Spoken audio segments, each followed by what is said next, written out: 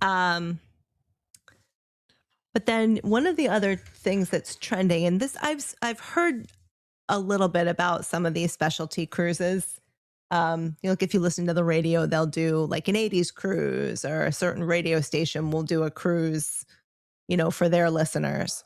But people are doing themed cruises. Welcome, travelers, to Elevated Escapes, a luxury travel podcast hosted by Mike and Kristen Their, a husband and wife team who approach adventures from different perspectives. Mike is all about world-class golf and the best that Disney has to offer, while Kristen's seeking wellness retreats and rich historical and cultural experiences.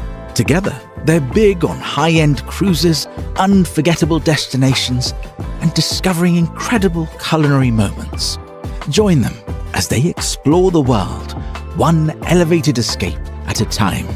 Now, your hosts.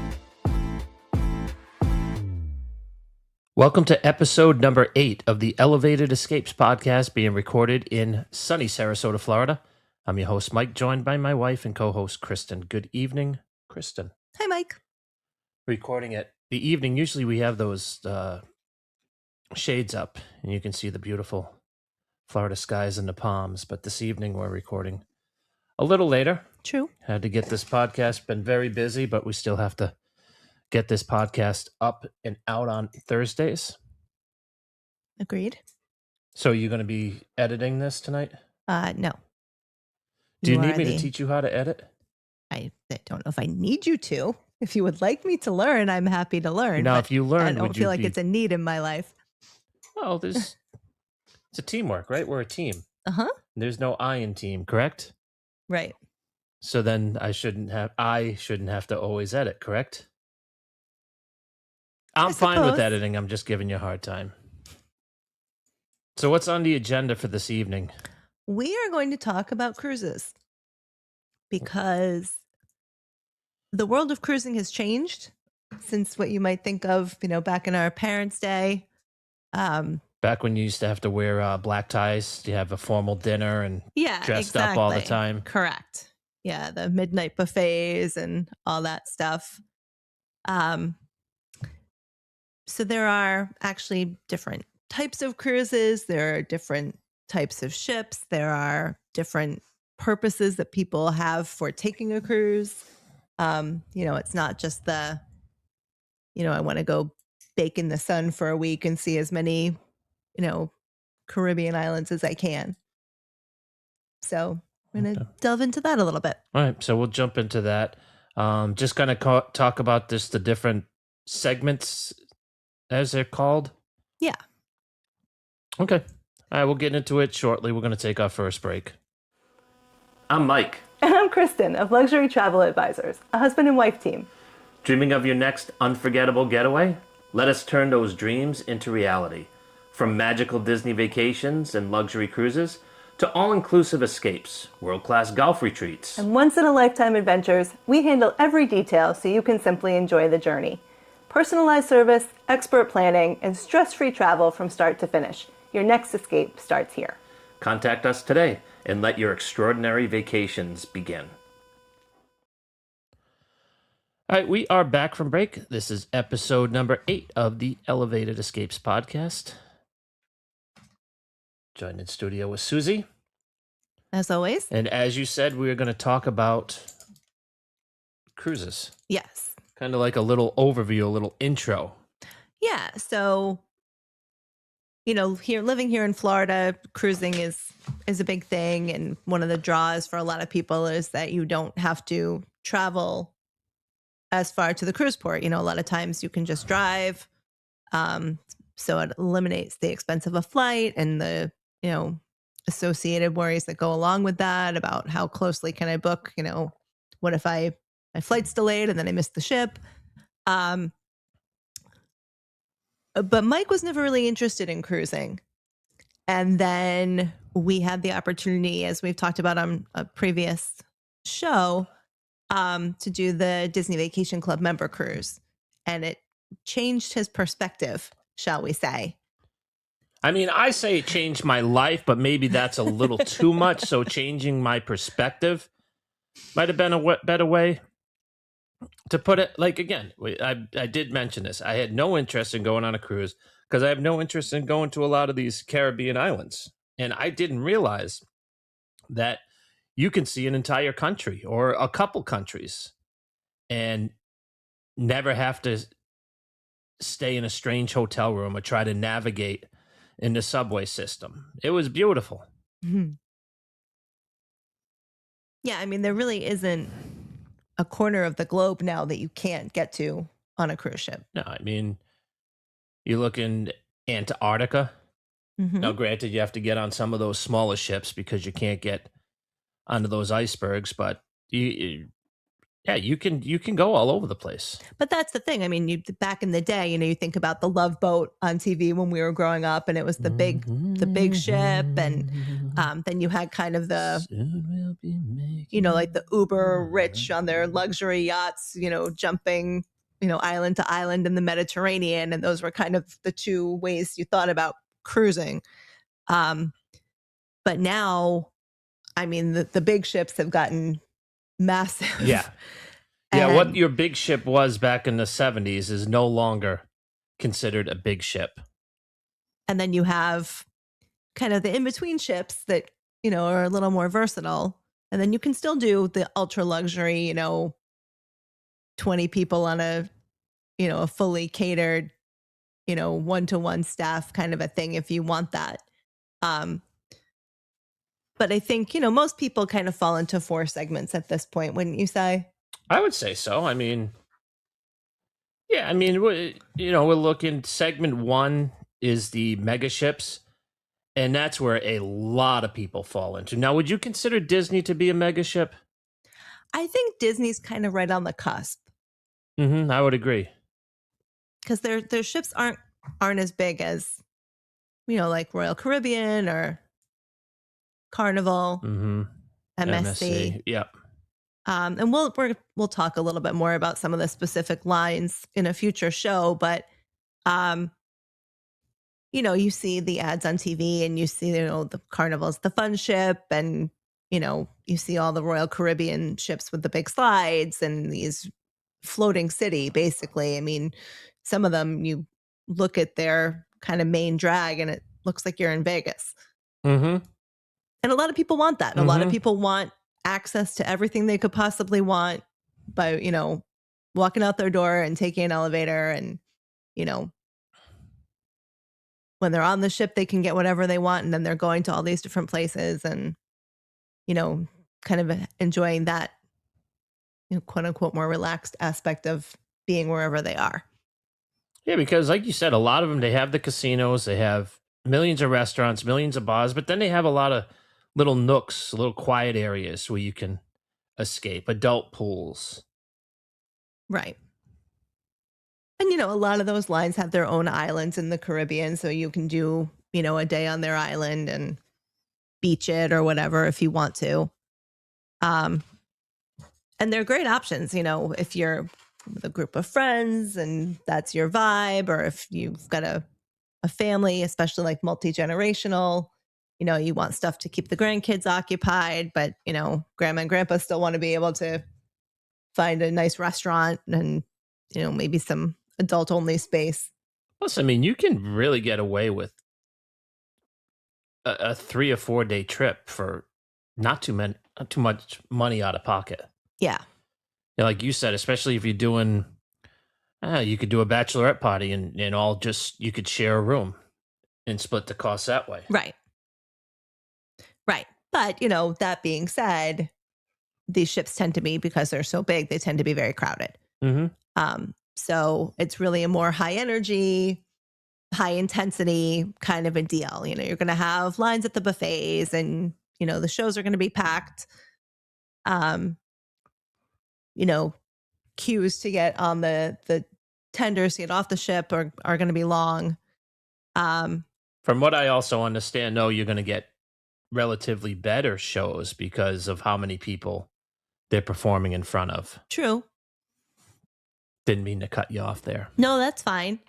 And And one of the things that's kind of been trending recently is this ship within a ship experience. Are you familiar with that term?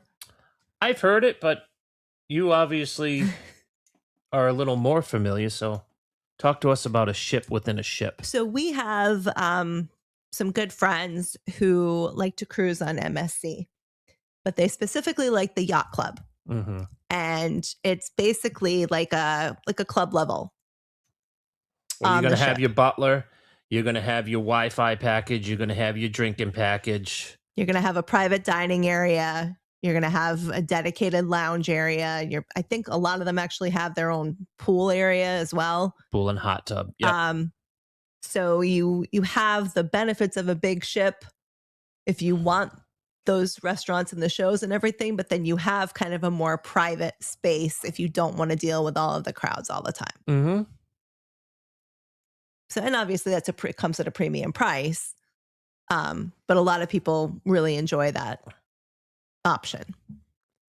Yeah, because for that price, it's still a lot less than some of your upscale ships. But And you're that's almost getting it. right. Almost, not quite. Right. Because you're paying a premium to escape from the crowds, but you're still in those crowds. You're still in those crowded can't avoid excursions. them altogether, Correct. right? Which is why segment 2 has become very popular, which is luxury cruising, which is more like a floating boutique hotel. And now that's what you and I have been looking at for quite a while. Not looking seriously, but as far as watching YouTube videos, studying, you've been doing a lot with Explored Journeys. Yeah, recently. and Silver Sea. We've just really, without taking our first luxury cruise, we've just fallen in love with it for what you're getting. Mm-hmm. And you'd be surprised at what the price points are. You know, people hear the word Silver Sea and right away that's too much, that too much. But they're usually running decent deals. That, like I said, for what you're getting, I wouldn't let the price scare you. Well, and again, I mean, you have to kind of compare, it's apples to oranges because, the introductory fare on a big ship might look very attractive, but then you have all the add-ons. Mm-hmm. And then, you get on the ship and they're constantly trying to upsell you and the drink package and the Wi-Fi package and, all of your excursions and all of those things. When people think drink package, they just think alcohol.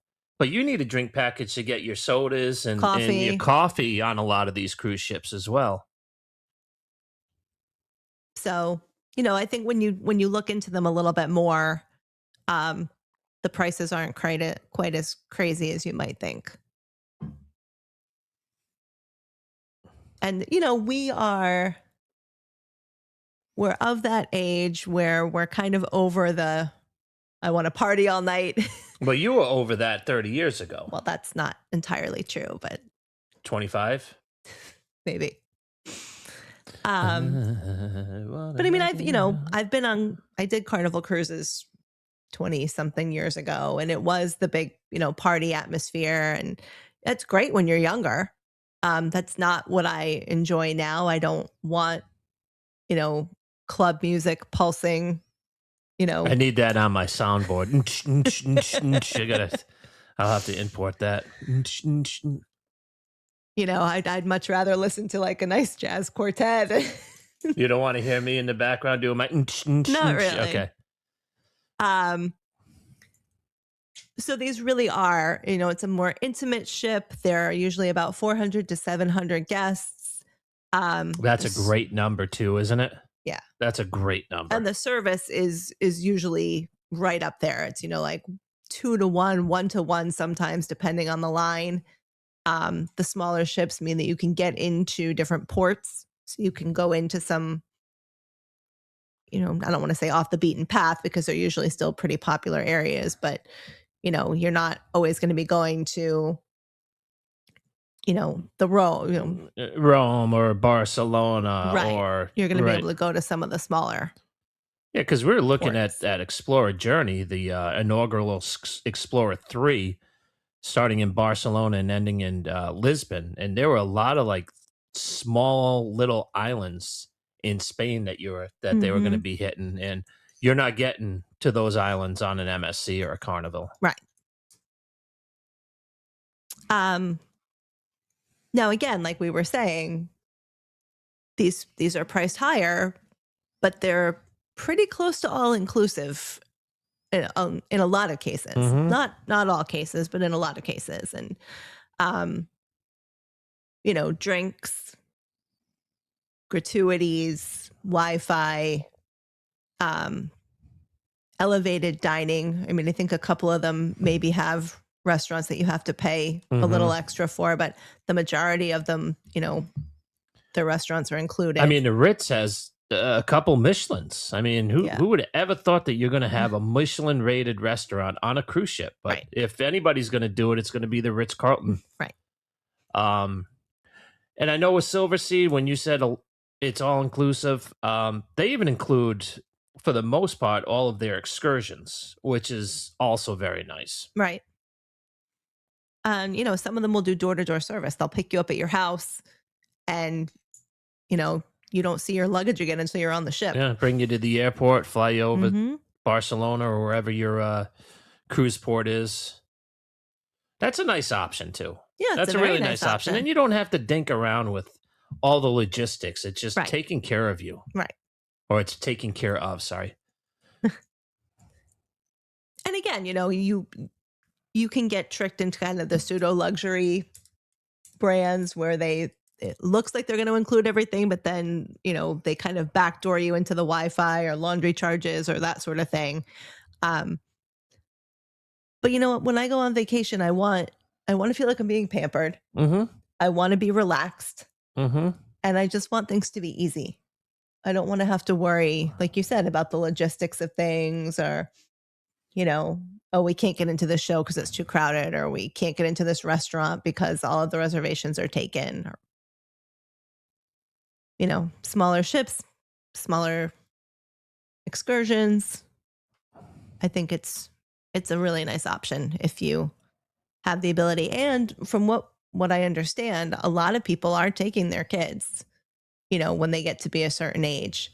Yeah. And they're kind of using a lot of parents who homeschool will kind of use it as like a school lesson. Like they're going to take their kid to these historical places instead of just, showing them. Would you rather do that? Get on a Silverseas as opposed to taking a biology test? Yes. Well, and I'd also rather take a luxury cruise ship than, a school bus to the zoo for the 20th time. Mills in Pawtucket.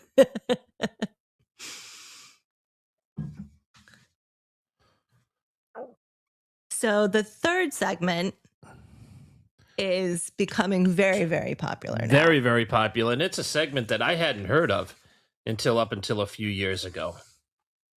If you've ever seen a Viking River Cruise commercial, you know that river cruising is traditionally associated with retirees. Yep. Kind of more affluent retirees because they tend to be expensive. But this is a growing segment, and there are actually a lot of competitors in this market now. And from what we've heard, Viking's got some competition. Yeah, they really do. They've got the name brand, but some of these newer companies are really stepping up the game. And this really is a boutique hotel on water. Yeah, I mean, we've looked at Christmas markets, and that's going to be a river cruise. What are the popular rivers that they? The Danube, the Seine, the Rhone, the Rhine. But you can also do them in Asia. You can do the Mekong. You can do it in the United States on the Mississippi. That's true. Which that one looks very intriguing as well. We saw a really cool one in Africa. It was like a water safari. And this is interesting, for people who are, maybe not super comfortable with the idea of being out in the open ocean. These river cruises, you can always see land. Yeah. So you're not going to have the rocky waters for those of you who get seasick or are afraid that you're going to get seasick. The waters are obviously a lot calmer in the river. Yeah. Um, And you're docking pretty much right in town. right. So you walk off the ship, a lot of the boats will have bikes that you can use to get And I around like town. that. It's I a like great that option. because if you don't want to do a quote unquote excursion, you can just get one of the bikes from whoever you're river cruising with and just cruise around town. I mean, if you're nervous about, riding a bike in a town you're not familiar with that might have cobblestone streets or something like that, I mean, you can just grab a taxi, or you can walk. In a lot of these areas, you can just walk into the center of town, which is pretty cool. These tend to be a little more culturally focused because you have more time to explore these cities. And so you can get back onto the ship for lunch if you want to, but if you want to have lunch in town, you can just stroll around and find a restaurant that looks good to you and get off the beaten path a little bit. And so you don't have the casinos, you don't have the big shows. You might have, a pianist or, a little trio or Which something. is totally fine, isn't it? Like It's just look a at chill vibe. those little bars where they have appetizers and they have somebody playing piano and singing. That's a cool vibe. Yeah. It might be old fuddy-duddy, but that's right in my wheelhouse. I like that. Well, and a lot of these ships too, because you're in these amazing wine producing regions of the world, will have a really great wine program on board, and they'll serve local wines, with dinner and whatnot, which is cool. So you really get that, the history, and you're kind of immersed more into the culture of the area than you are when you're on these, bigger ships where it's, an hour from the port into the actual destination. Now, what's the other part? River and expedition.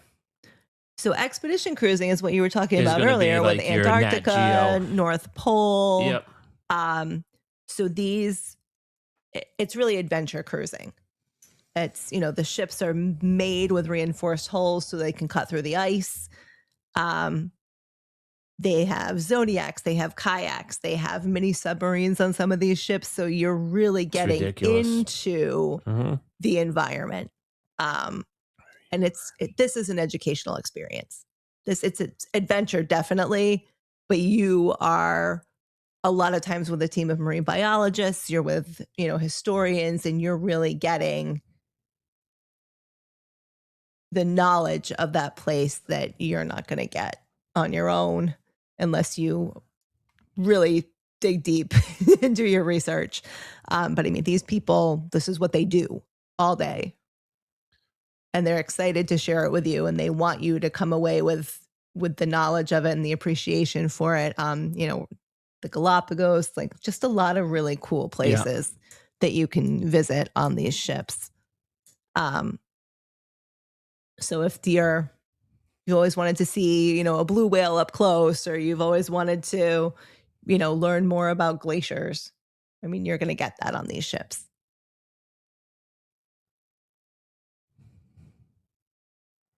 And they have these for Alaska as well?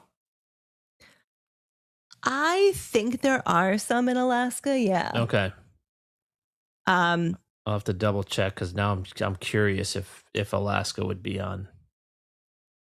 But yeah, I know, Antarctica is really big right now. The North Pole is really big right now. You don't hear of a lot of people going to the North Pole, do you?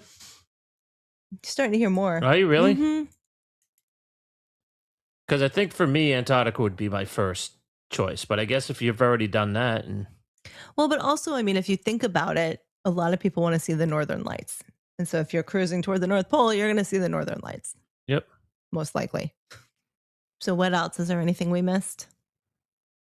No, I don't think for river and expedition. Christmas market's definitely on your definitely bucket on my list, list, right? Yeah. But then one of the other things that's trending, and this I've heard a little bit about some of these specialty cruises. If you listen to the radio, they'll do like an 80s cruise, or a certain radio station will do a cruise for their listeners. But people are doing themed cruises. So there were, the solar eclipse is coming up in August. There are cruises that are themed around that. Which one did we look at? Didn't we look at one a year ago? I don't remember. I think it was one of those specialty cruises. Was it? Yeah. I don't recall. All right, I'll keep thinking. I forget which one. Could this also be for music? Because I know my Yes. golfing buddy Rick Humphrey goes once a year on a music cruise, and they'll have like Jay Giles band, like a couple. Yep. Who were big back in the 70s and early 80s. Yeah, he does the he loves it too, because he brings his guitar and he'll post on Facebook him and his wife jamming. Yeah, I think, and this isn't just like, oh, we got 20 people together who like to, listen to Metallica, and we're gonna do we're gonna create our own hard rock cruise. This is specifically like the whole ship is catering toward, these 80s and 90s bands or whatever the case may be. And you've got concerts, you've got meet and greets, you've got all kinds of stuff. It was an eclipse. It was an eclipse cruise, because there's going to be one in a certain part of the world in a year or two, and that's what it was. Okay. It was a cruise to see an eclipse. Okay. That would be considered specialty, Yeah. even though eclipses only last a little while. Right. But that would be, I would consider that to be more on the specialty. Right. You're going specifically for the eclipse. Right. And there are ships who are planning their cruises to position themselves in the path of totality for the eclipse that's coming up in August. There are also now dedicated wellness voyages on certain lines. And not just, the typical spa packages and whatnot. I mean, they're doing sound baths and consultations with longevity consultants, farm to table menus at the restaurants, really dedicating the whole voyage to the concept of wellness. I do love the term farm to table. Do you? It's perfect. It tells you exactly what that is. It reeks fresh, Yeah, flavorful, and goodness. I agree. But yeah, like to your point, like we were talking about earlier, like I think they actually do like Comic-Cons at sea now. Really? Yeah. I mean, that's a big segment. I mean, that's huge. If you've ever been to San Diego during that, I was there by accident, just vacationing, and they were having a huge Comic-Con. San Diego might be one of the biggest. I know New York has a big one. All your big cities are going to have one, but the Comic-Con in San Diego, oh, wow, is that crazy? Yeah.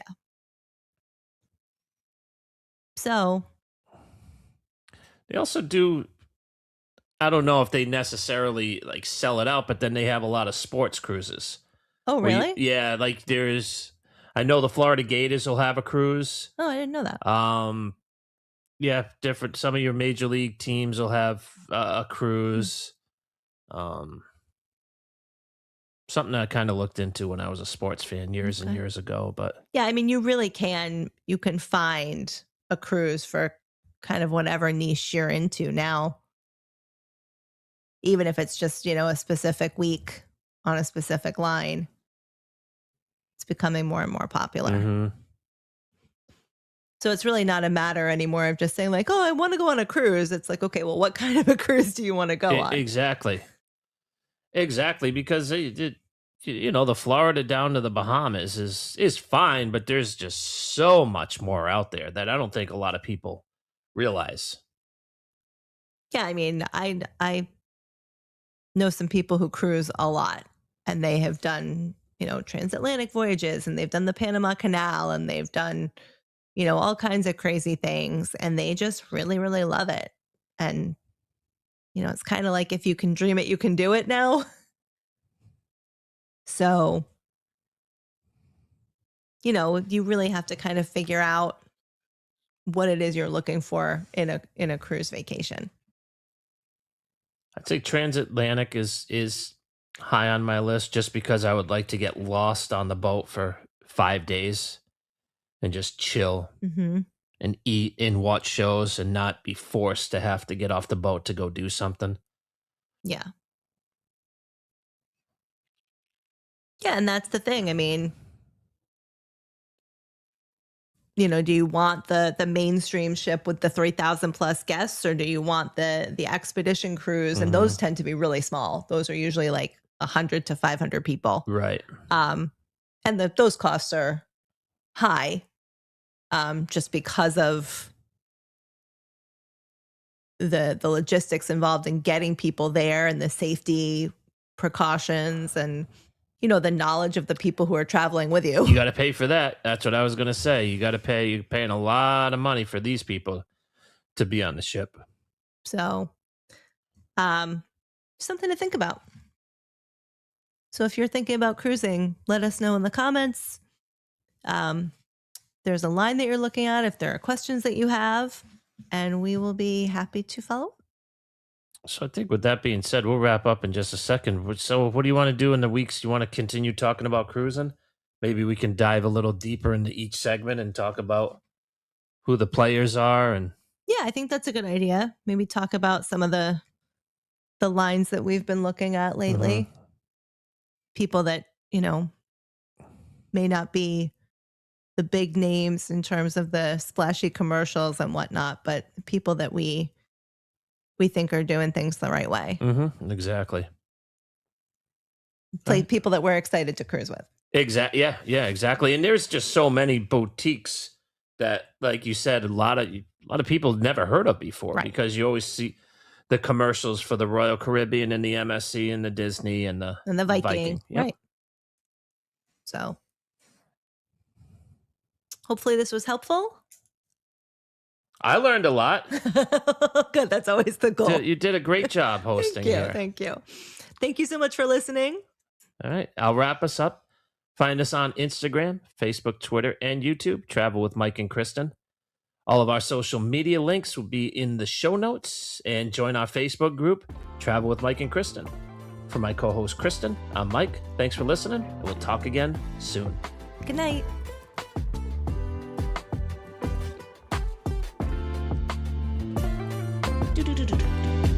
That was good for winging it.